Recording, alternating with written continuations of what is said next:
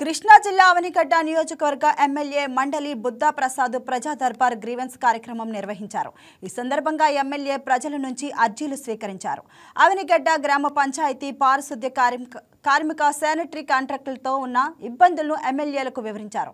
ప్రజలు ఇచ్చిన అర్జీలను పరిశీలించి ఎమ్మెల్యే తక్షణమే పరిష్కరించ చూపాలని అధికారులను ఆదేశించారు.